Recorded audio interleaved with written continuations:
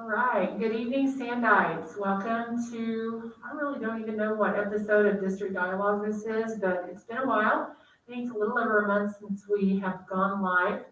I do know that there is a Google form somewhere online that you can find if you want to answer questions.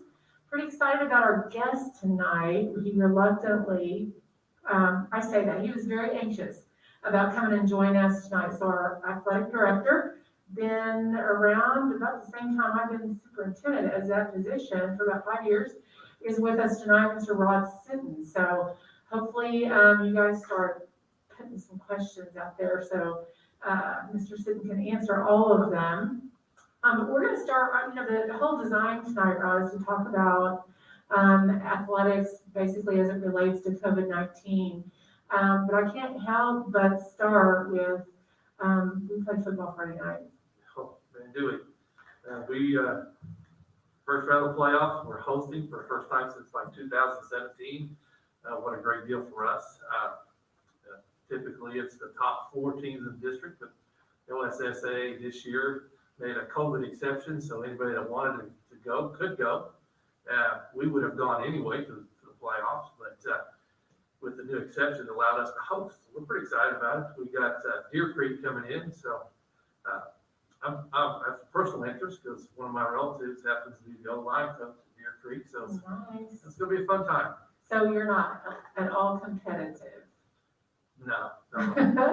So we played Deer Creek Friday night. Game time is at 7:30, which is different than normal. Typically we start at 7, but this week we start at 7:30. nice. And so I didn't really understand the answer to this question. So the route to a state championship works how this year? It's different. Typically in 6A2 there are 3 rounds. The first round is played at the winner or the higher seeded district winner from between District 1 and District 2. And but this year it's the top 4 seeds in each district is hosting the bottom 4 seeds from the other district. And then the number 1 seed from our district, which is Bixby, and the number 1 seed from the other district, which is Stillwater, both drew a bye because the 18 decided not to play. And so we're going to play Deer Creek, and after we put it on the Antlers on Friday night, then we will be traveling to Stillwater next week. I'm smiling underneath the mask, but I can't tell, but I'm pretty excited as well. Yep. So Bobby Klink, I've grown to love his coaching style, what I feel like he's done with the program in terms of just being super positive. So tell me what you think. Well, he is Mr. Excitement. He brings a lot to the game, a lot of football knowledge, a lot of football know-how, a lot of experience, a lot of winning experience. He's also excited. He gets the kids fired up, which is, you can see it if you're at the game, you can feel it if you're down close. It's something that we've needed, and man, is it happening right now. It's fun. It's fun to watch him. That excitement is just glaringly obvious. So really the real reason we're here, though, and I want to kind of get to the crux. We're getting ready to, football will be over soon, hopefully not as soon as it could be, but we are in the season of entering the winter sports. We're talking basketball, wrestling, that create indoor spaces, indoor places for fans to want to be. I know that you have consistently all summer long been in connection with your area athletic directors, working through what COVID brings to the table when it comes to athletics. And of course, because it's indoor, it's a little trickier. And I know that you had attended the State Basketball Association meeting as well as I did a week ago, I believe, and have been working through sort of the parameters of what that's going to look like for fans. And so I think we've gone over that with our parents, the basketball folks. Maybe want to describe those parameters for the audience tonight. Well, the first thing you need to know if you're coming is you have to get a ticket in advance. And we are going to limit the seating to 175 people on each side of the arena. And the bottom half of the arena, the bottom section below the railing, will all be pushed in. It's going to be closed to maintain the distance between the fans and the players and the coaches and the officials. It's for their safety, so we're pushing it back, which is going to tremendously reduced the amount of seating we have. And then what we did was take the capacity of the upper half and basically divide it by 3. And the unscientific way that we did it, I went out and sat down in a seat and said, this is how many seats it takes for me to sit down. And I'm a pretty good sized guy, but I'm not the biggest guy in town. So I took those seats and added a couple to me for my jacket that I would probably bring to a winter sport, and then added one to the next person. So that's where we come up with the number we're at. Okay, so that would be how many? 175 On each side. Okay. On the home side, we've already begun selling passes. You're gonna have to have a pass, a basketball pass. I'm gonna take this down to the East Ball. You have to have a basketball specific pass that is available in the athletic office. Currently, it is only available to basketball players' parents. Each varsity or JV basketball player is going to be allowed to purchase 2 tickets up until November the 28th. And after Thanksgiving, we come back from Thanksgiving, any tickets that are, or any passes that are left, we will open those up to the general public until we've sold out all 175 seats. Gotcha, in an attempt to really reduce the number of people. Our guidance that we use for school really does eliminate visitors, and so this is kind of special because, we know that parents want to see their kids play. In the event we have to reduce further, depending on, numbers are increasing, and I see a couple of questions that have come in. We're going to get to our COVID discussion here in a little bit. But we know that numbers in the Tulsa area and the state, really the nation, are increasing. We get to a place where that is becoming a factor. The ultimate goal, really, of winter sports is, what would you say? We just want to get the kids to play, because a lot of these young athletes didn't get to complete their seasons last year. So we're trying to get them through, and we're going to take every step we can to try to make it happen. And if that means, we can allow their parents and some extra fans in, that's great. If we have to reduce it down to just parents to make it safe, because the numbers are spiking in Sand Springs, we'll go there. If it continues, the next possible step would be, which we shared with the parents at the media night the other night, that if we get to it, in order for them to play, it'll be just the athletes, the officials, the coaches, and myself. Last year, of course, that was Devon Richardson's senior year. He's an athlete that's now at, I believe, Edmond. UCO, that's correct. Interestingly, the team last year for basketball, at least, they were vying for a trip to the state tournament. Correct. And ended abruptly. Everyone knows how abruptly the school year ended, as did spring seasons. I know that's considered a winter sport, but truthfully it's around March, and I know that affected many other sports as well. So really hopeful that we get to go ahead and proceed and have a season. And of course, I agree that the end result is the goal would be for our athletes to continue to play. I will say this, I ran into a person from Ponca City last week, and he said, you have got, Devon's graduated right now. And I assured him there would be more to come. Yes. So there's some athletes that are aspiring to be just like or better There's some than. young men and women that if you can get out to see, great. If not, we're going to broadcast it on YouTube, on the Sand Athletic YouTube site. It'll be live broadcast. And typically we just do the varsity games, but this year due to COVID, we'll start broadcasting with the JV games, which typically start at, depending on the night, either 4 or 4:30. So everything will be live action on our Sand Athletic YouTube page. So how does one go about finding the link to your Sand Athletic YouTube channel? Go to YouTube and put in Sand Athletics. Well, I have a question, yeah. Mr. Sidner, related to the 175. Right. So 175 for home, 175 for visitors. Correct. And then you say after that certain date, they're kind of up in the air and that people can get online, you can, request those or reserve those seats. Or do they all go in a kitty, or are 175 just reserved for Sand Springs people?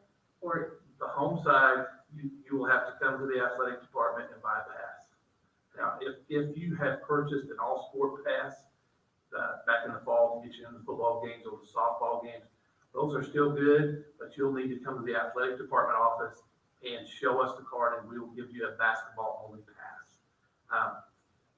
before that day. before that day, right? And that, if you have an all-sport pass, you can come to the office tomorrow. You can do that right now. Other than that, it's just the parents of the varsity and junior varsity players through Thanksgiving. Okay. And once Thanksgiving we come back to Thanksgiving, then anybody that wants to buy a pass can buy a pass. And the passes are $50, and that's because we have 10 home games, and they're $5 a piece. So it's not like we're not raising the price or trying to gouge anybody. That's just making it easier for us and them to get in. So you'd be paying the same price? if Correct, you the attended every same game. price if you come to every game. Sure. Well, it should be a fun season. Can you talk a little bit about wrestling? How are those rules going to apply? to Wrestling is going to be very similar. The difference being with wrestling is we wrestle varsity on one mat and junior high on the other mat. So when we put the tickets up for sale, it's going to be the same thing, but I think we only have 3 home wrestling duels. So obviously the price is not going to be $50. We're looking at probably $15 for wrestling. But they will, when we put them available, will probably be right after Thanksgiving. You will be able to purchase it, and it'll get you into all the wrestling, but it will be available for both high school roster kids and junior high roster kids. So one of the ways that seasons continue to happen is for our athletes as well to stay healthy. Meaning, you're trying to protect yourself from obviously development and spread of COVID-19 for sure. What advice do you have for parents of athletes in order to continue their season? Well, I mean, for starters, just follow the guidelines. Wash your hands, wear a mask, and keep away from everybody. And probably one of the main things with high school students is, they're high school kids, and they want to go do this, they want to go out, and we totally get that. But you're jeopardizing the team and yourself. I mean, you might be the one who comes in contact with it or gets it yourself, and you're out. And in basketball and in wrestling, if you miss 2 weeks of the season in basketball, that's as many as 4 up to 6 or 7 ball games if it's a tournament. That's quite a bit of your season. Right. And, keeping athlete teammates healthy in the context of the same sport. I don't know about you, but I know you played on sports teams in high school, and teams depend on each other. So if you're a contributor to a team and you're not healthy, then it really does affect the others. And one of the tricky parts this year, I think, is going to be the whole close contact thing. So obviously wrestling and basketball are... They're going to have to be extra diligent about who they're around, what they're doing. And not only that, but in the wrestling room, it's important that we keep up the sanitation or the disinfecting and the sanitizing that we've been doing so far. And we do a great job. Our coaches do a great job. We have electrostatic disinfectors that spray electrically charged mist out onto the mats and sticks to them, and it has the stuff that kills everything that walks or grows or anything else. So, and they do that on a regular basis. And with wrestling, it's kind of on that because they're always battling staph or ringworm or something, so they're used to having to try to disinfect it. Basketball, on the other hand, is not. I mean, we're talking about wiping balls down, between games, and even resorting to, at some point, possibly even basketball teams bringing their own balls to warm up. I mean, typically we don't do that. The home team provides it, but that is in discussion right now. That each visiting team brings their own, so they're not touching each other's basketballs. I mean, right now it's just a different world. And the thing to bear in mind, if you're sitting out there and you're wondering what the next step is, we don't know. I mean, it's very fluid. It changes every day. It depends on what district you're going to or who's coming here, what guidelines they have. I will tell you this, that within the Frontier Conference, which is the conference our high school plays in, that most of our guidelines are very similar or exact. Everybody's working on about a 30% fan base at this point, with the exception of Union, which, if you ask them, Emily Barkley, the AD, said, we can open it up and anybody can come and still only going to have 30% in their facility because it's so big. But everybody else is limiting, and I would assume that at some point we'll be contacted by those schools and with guidelines on how our parents that are going to the away games can purchase tickets, much like we're going to limit the number on our side, for visitors, that, we're gonna send them a secret code that only their parents are gonna have, and they go online and order the tickets. It's, I tell you, it's a full-time job. So speaking of full-time job, I love our coaches. I think we have a pretty stellar group of individuals that do coach for all of our sports. I will say this, they work really hard and they work a lot of hours ordinarily. How has COVID been different for those folks this year? Well, I tell you, one is that the preparation time that they have to put in, pre-practice, practice organization, and just maintaining the strict sanitation that we have, or sanitization. Yeah, that we're requiring is, we could hire another coach for each staff just to do that stuff, and still there would be work to do. And they're doing it. And they're getting it done like champs. Right. And they don't complain, because, they understand that if we're gonna have a season, these are the things we have to do. And that's rubbing off on the kids. The kids understand it, and they are doing their part as well. I think as a parent, it's really hard to think about the potential for your junior or senior not to complete their season after they've worked, quite a bit of the time over the course of their life to prepare for high school athletics, and truly, I think we want that continuation as well. I know we had a little tricky situation with our 7th grade basketball teams, I believe, this week. Had to make a couple of tough decisions in a tournament. And one of the things that I would hope from visiting teams coming to Sand Springs, that they would be respectful of our athletes, so that if they have a COVID case or breakout of some sort, they're not bringing that to our facility too. And so it is tricky. I know you face that. It's a common courtesy that, I expect, and I also share with other school districts, that if they have had somebody that's been in the competition that we've been in, call us and let us know. And in fact, we ran into that with some of our 9th grade football players just last week. And I think some of those kids are still out on quarantine, probably through Thursday. But it's, if you don't have that trust in the other schools and them and you, then it could be ugly pretty quick. It could be a disaster. We would be having some conversations with our other Right, colleagues. it'd be above my levels. I think that's it. I think that, the guidance that we put together and worked on, and still work on as things get updated, have been really beneficial, and having those guidelines in play. I know that, some smaller districts kind of struggled with what that looked like, and actually some came to us to say, what are you guys doing? What does this look like? And you had a lot of your friends and colleagues in other districts that called, and that collaboration and sharing. But yeah, it is true for parents to know, and being assistant superintendent and taking some of those calls. There are some different guidelines out there for different districts, and we always focus on what's best for our students and keeping them safe. So safety is always number one, and we don't want to do we want to isolate kids and do those kind of things, but we also have to think of the team in general and what that looks like. And we don't have control over. It's kind of like, as a parent, when I always tell, I'm sorry, I don't know what Miss Durkee's kids are doing, but this is what we're going to do, because this is.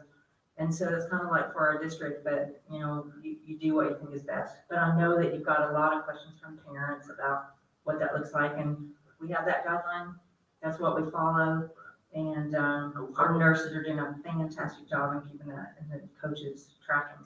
I will tell you this, that the visiting team guidelines that we follow is pretty uniform. In fact, we all share the document amongst each other within the Frontier Conference. So we all have the same guidelines as far as when we travel. Their athletes wear masks into the facilities up until the point in which they go on the field or the court to participate in the event. And that's conference-wide. Truly, you mentioned a good point, because we have adhered very closely to CDC guidance. That's what we hung our hat on. It has brought some wrinkles, there's no doubt. So we've had some key players during our football season quarantine, and we continue to play, as much like other districts have had to do. I know when we were talking before this started, it's going into a game, you're not quite sure who you could potentially be playing without. I'm assuming you're seeing that with other teams as well. Correct. Every week it's for lack of a better word, it's kind of a crapshoot on who's going to be healthy or who's not going to be quarantined. And sometimes you don't find out until Friday. Right. I mean, that day we'll find out how that day they got quarantined. Sure. But fortunately, our coaches do a great job of preparing the ones and the twos and sometimes the threes, because they're aware of what could happen. They're aware of the possibilities, so they take every step they can to have full preparation. Sure. And I think that it's also important to reiterate, if your child's sick versus infecting other teammates, it's better to keep them at home. And so one person can cause several quarantines, and it's not fun for anyone. We know it's not fun for the parents and the families and the students, but it's certainly not fun for our admin team that's having to contact trace. So, And if you play multiple sports, then Right. it just increases that Right. percentage. so there's a question. I don't know if there's any more sports related questions yet. Tina Moses is our IT director. She is here, man in the station, man. But we have one. If a parent is unable to attend a game, can a grandparent use their pass? Yes, they can.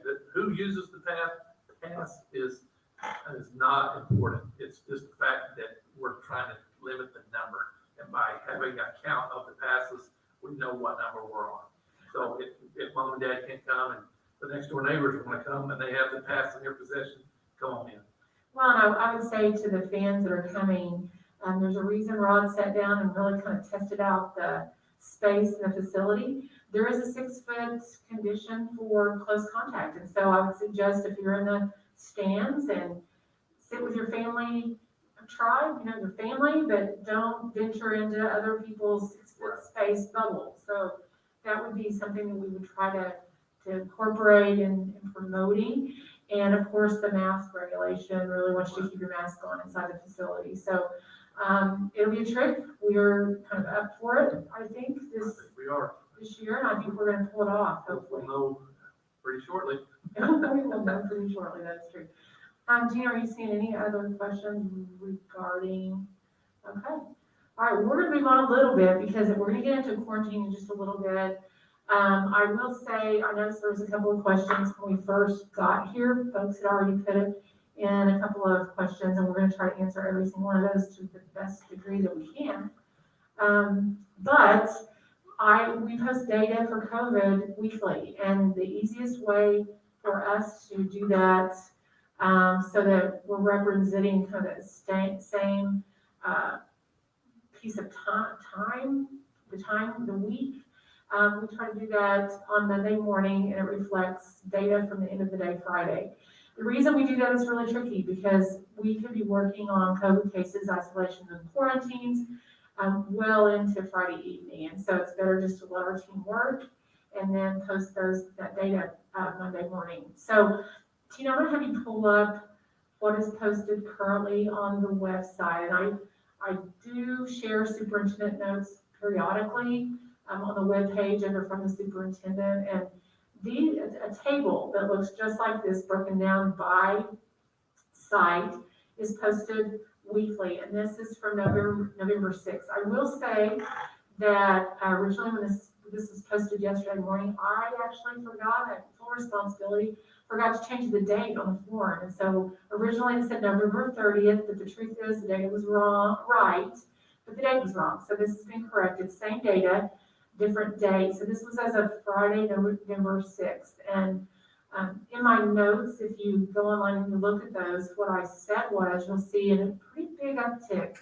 in numbers as of Friday. And so what we've done with this data is we have current positive cases. We don't identify staff versus students, mostly to protect, the personal data of people. And then we get a total, and then we have active quarantines based on the cases in our district. We had been running, I don't know, Ms. Arnold, over the course of the last 10 weeks, 10, less than 15, around 10, even less than 10. And as of Friday, I believe that number is 26 at the bottom. of that table of current positive cases. Now, these are cases of students and staff. For obvious reasons, you see that Charles Page High School and Freshman Academy are the largest. Makes sense because it is the most populated site. Clyde Boyd at the time was, I believe that's a 5. Help me out, Tina, is that correct? And then, we've gone over to the active quarantines, 125, and then 225 at Charles Page High School. That's a big increase from where we were. It seems sometimes from those that maybe haven't had the contact tracing training or experience, seems like a large amount of quarantines, but it really is tricky. And when you involve a person that's involved in sports, Mr. Sitton has experienced that with some of his teams firsthand. You can get into large numbers of kids with close contact, and that's been pretty tricky, honestly. Specifically with squads of like dance team, cheer team, but really that sport requires closeness, for lack of a better way to say that. Would you agree with that? I would agree. With cheer, I mean, there's nothing, and it takes everybody. To hold one girl up, they typically have 3 to 4 other girls that are holding her up on the flyer. And they'll tell you it's a full contact sport. It really is. This comes from an ex-old cheer coach that would sometimes get offended when they weren't. Certainly do. Athletes, we've had a few injuries, that's for sure. They work really hard, and so sometimes those numbers get pretty high. And then in classrooms, at least at Charles Page High School and Clyde Boyd Middle School, we really are trying to work with seating arrangements, really get down to the nitty-gritty of kids that are within 6 feet, and so those numbers can get high. I will say this, when you look at the overall quarantine percentage at the bottom, out of the total number of students, it's 5,300, now that's students and staff. Know that last week we were at almost 8% quarantine rate, 8%. But that still means that we're educating 92% of our students. Where it gets a little unnerving is you see some community spread. The other thing that we know is that there are people that are COVID positive, they're asymptomatic, meaning they carry it and shed it and spread it, but don't actually have symptoms. And that's a little bit of the scary part for we who are trying really hard to continue school, but also very well aware of the health and safety of our students and our staff. The last thing we want to do is create a situation where a lot of folks are sick. Tina, if you don't mind going ahead, that's posted on the website. There's a pop-up window that shows up. It's the very first link on that window. And then I want to transition to where we're at right now. And again, remember, Mr. Before you go there, can I just say that one of the things that we frequently have a conversation of is like, it's a small town. I mean, we're a tight community, and it's weird if you kind of watch the trends and how things happen. So when we had fall break, we had a conversation about, I wonder what the numbers are going to do. And sure enough, the numbers go up just a little bit, and then they're kind of go back down. And then Halloween was interesting because we were like, well, I wonder what that's going to look like. And so then here you go with Halloween, and then you see a spike. And also the election, like that, we're in that little zone right there. So it just makes me wonder about the election, and that will go more toward families. And so it's interesting. I used to watch the weather and kind of predict and with the 5-day forecast. And now the 5-day forecast has really become, okay, what's going on in the community, and what can we kind of forecast, what might that look like? it is true, and truthfully, she says 5 days, and I do think that's the average amount of time. Typically, you'll see someone turn positive who's been exposed, if that's going to happen. But we also know that 2 to 14 days is that window of time where you could become symptomatic. So it's a little tricky. I've said before, all of our administrative team was trained through Johns Hopkins, and so they've all had the training that. Right. So one more insight. You had shared something with me, and Superintendent Durkee sits on a group of kids at student council at Charles Page High School. And so this is always a topic with those students, and you shared some things that some of the students shared just last week. And I was just curious if you would share a couple things, because really that's where the majority of our kids are. You know, it's interesting, I've got a group of 12 kids that sit on a superintendent, student advisory council, and got the opportunity to meet with them just one time. And basically, my first question was, after the introductions, and I found out a little bit about them, what has been the biggest challenge this year? And inevitably, almost all of them said dealing with quarantine. Now, I don't believe, I'm trying to remember, I think I have two maybe athletes that sit on that team. But there's several students at Charles Page High School, believe it or not, Mr. Sitton, that really are there just to get their education. I know it's hard to believe as a sports fanatic, and I'm kind of one of those as well, so it's a little hard to believe. But they do, and I think the quarantine's the hardest part. Going home, knowing that you're in your classmates that are also going to school in person, because we have so a large contingency of our virtual academy. They're getting quarantined based on just that spread, and sometimes life that happens outside of coming to school. And so, picking up potentially COVID in the community, and then we bring it back, and we now have a quarantine instance. And almost all of them were articulating that it's hard to catch back up. And distance learning works, but they want to be at school. They want to be at school, absolutely. So that's been a little bit of a trick. And so we've done well. I actually emailed our staff not too long ago and said, we need to celebrate because we have started week 11 of school this year, and that's a pretty big deal to celebrate. I actually said in a meeting not too long ago, what's the celebration? I said, well, we're having senior night at football and we're in school. And so I feel like that's a big celebration. So I will say there's an uptick, and I know there's some questions out there, so I'm going to try to, I want to show you the data today. This will not be posted on the website yet. Our protocol is to wait until Friday. At the end of the week, share the numbers out on Monday morning, but I do want people to see it's Tuesday, right? I've lost all sense. It seems like Monday today, but It is Tuesday today, so we're in day 2 this week. And if I recollect what that form said that Tina just flashed up on the screen, I believe there were 26 positive cases, and today there were 48. It had shifted to 48, meaning we had almost doubled. And active quarantines went from the 400s to 542 today, and it's only Tuesday. Tina, what is the first question that popped up, or maybe the second one? Let's look at some of the questions, because I think in the context of talking about, what do we do from here? Where do we go? With flu season coming down the pike, I believe we've already had a few cases of the flu already. 'Tis the season. And strep throat's out there. Strep throat is out there, and I know there's been some stomach, which they all kind of mimic COVID, so. which is the tricky part, aren't you saying, Sarnell? That's the tricky part. Some of those symptoms. I'm just gonna be honest, I had strep last week, but, so I went to go get a strep throat, or test, was gonna go to the clinic, and they're not doing those because it's so closely related to COVID. So I actually had to go to, like one of the fast places, an ER type place. So I was gonna do the strep, but I thought, well, I might as well do COVID and have them both, because if it came back negative, I wouldn't have known. So just know that. I mean, they all kind of mimic each other. You don't know what your symptoms are gonna be.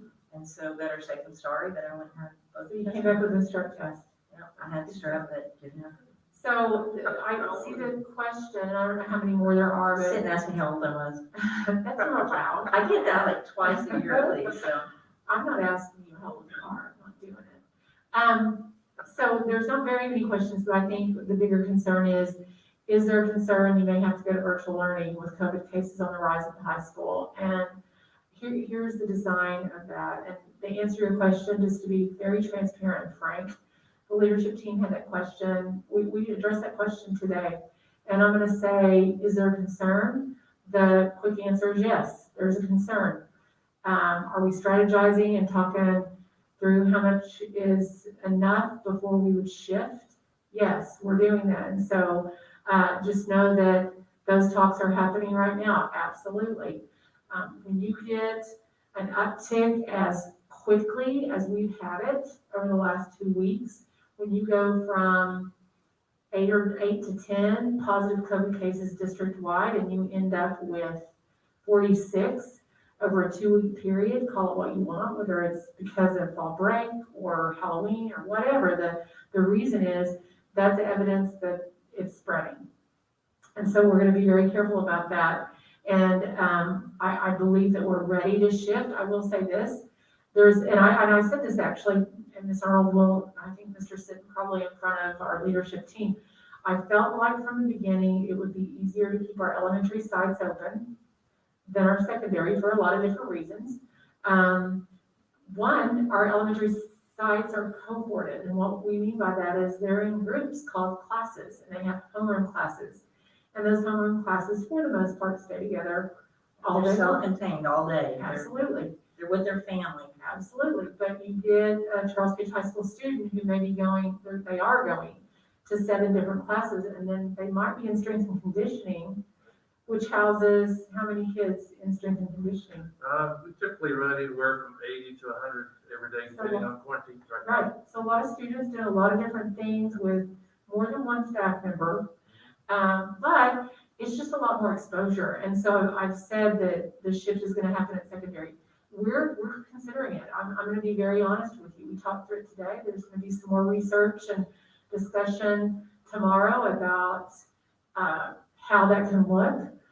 I will say, because our secondary students are 1-to-1, so 6th through 12th grade are now 1-to-1 with a device, and our teachers are using a management system called Google Classroom, and very fluidly, by the way. We've had a lot of practice this year, and I think they're ready to shift. Is it going to be perfect?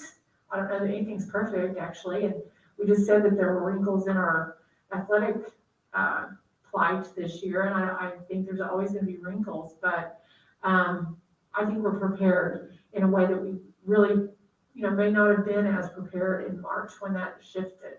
Actually, if they go back and look at some of our past, like you're new on here watching this, if you go back and look at some of the past ones, it talks about virtual learning and like it'll kind of step you through a lot of those questions you probably have.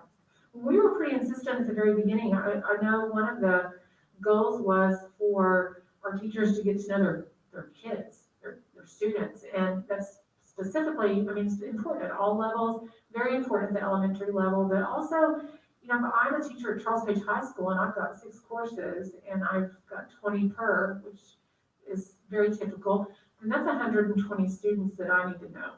And so we've done that quite well, and so I feel like we'll be ready when that happens. And again, we're in discussions right now because of the numbers that you're seeing. If you have paid attention to Tulsa as a region, I know there's a question about Mayor Bynum in Tulsa. The question is, several schools are going virtual due to sick numbers, and Mayor Bynum had a press conference to say ICU is full in Tulsa.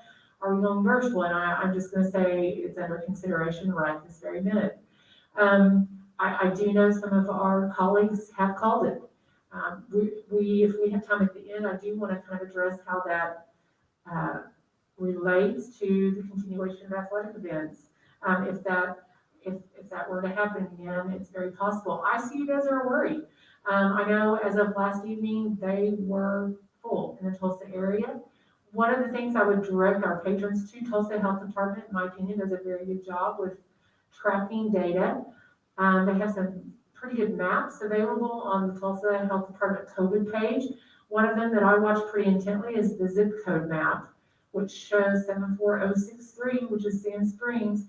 We've gone from yellow to orange, and I really feel like, I don't know this for a fact, but I'm watching our numbers at school and wondering what it's going to look like on Friday. So yeah, we're watching those, and I think that it's a big indicator of where we are. I don't think any of us want to be in a predicament where we have a need for an ICU bed and it's not available when we need it. And I think that's the biggest concern in my eyes. The other thing that we have to remember is covering classes. When I say those classes reflect students and staff, they reflect students and staff, meaning we have some teachers that are COVID positive, to be quite honest, and we have some that are quarantined waiting for test results. That's very transparent. What that means for our admin team, I know Mr. Sitton got an opportunity to kind of reel back time and go to Charles Page High School and help out a little bit because we had some quarantines going on that required us to boost our administrative presence. And so I'm not sure he loved it, although he's pretty. I don't want to ever do it again. Don't want to ever do it. That's funny stuff. But we have a need to cover classes, and that in and of itself is getting very difficult. Our teachers are a blessing to our students and our community, and they work tremendously hard and will step up their game and cover class periods on their planning period. And we have exhausted our teachers, and we've exhausted the number of teachers we have that are available to do that. So we're at a critical time. There's no doubt. Again, we're going to continue some discussions in the morning, but I will say this, and much like we have communicated in the past, if that were to happen, if it happens sooner than later, if it happens this week, be watching our Facebook page, our strategy. Ms. Moses sends out a little bit of communication on Apogee, which is a way to get a phone call or a text message to let folks know where we're at in that game. And of course, tune into our Sand Springs Public Schools Facebook page, and we have a lot of followers on that. And then, of course, Sand Springs Leader is notified. We'll be contacting Sean Heim, who also post out. So stay tuned. It's a phenomenon that's happening not just in the Tulsa area, but across the state, quite frankly. I think Tonka City has shifted as well. So it's not just limited to Tulsa or the metro Oklahoma City area. It really is across the state. And again, 'tis the season for winter ailments, and COVID just complicates that a lot. So let's talk about, in the event of a school closure, let's talk about athletics and what that would look like if Sand Springs were to shut down potentially pretty soon. And really talking secondary. I really feel like we can keep our elementaries open. I think that we're doing a really great job trying to command some consistency with that. I think it's secondary that we're looking at with some pretty stringent numbers that we don't like seeing. So let's talk athletics a little bit if that were to happen. Well, I actually had a conversation today on that exact subject with a couple of my counterparts that have already made the decision to go virtual to secondary level. And, they're similar to us in that it's not necessarily their kids or their athletes that are being quarantined, or, we do have some obviously, but it's the big picture of, we don't have enough transportation to get kids where they need to be to have school. We don't have enough people to cover as like substitutes. So on that note, everybody's continuing and planning on continuing athletics as scheduled. Right. Right now, unless we get a huge spike, countywide, Tulsa County and the surrounding area, we're going to move ahead as normal as we possibly can. So practice and competitions would continue. Correct.